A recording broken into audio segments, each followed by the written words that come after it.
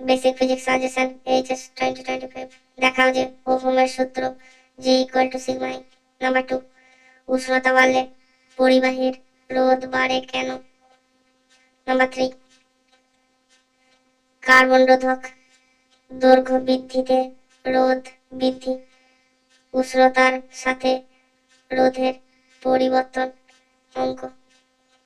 Number 4, কোষের সচলতা বলতে কি বোঝো? মিশ্র সমবায় কোষের সর্বোচ্চ প্রবাহ মাত্রার শর্ত প্রতিষ্ঠা করো। নাম্বার 5, কিরশফের সূত্রগুলি লেখো। নাম্বার 6, কিরশফের সূত্রের সাহায্যে হুইস্টন ব্রিজের নিষ্পন্দ বিন্দুর শর্ত প্রতিষ্ঠা করো। নাম্বার 7, মিটার ব্রিজের মাধ্যমে অজানা রোধ কিভাবে পরিমাপ করবে, চিত্র সহ তা দেখাও। নাম্বার 8, মিটার ব্রিজের খুবই নিম্নমানের ও উচ্চমানের রোধ পরিমাপ করা যায় না কেন?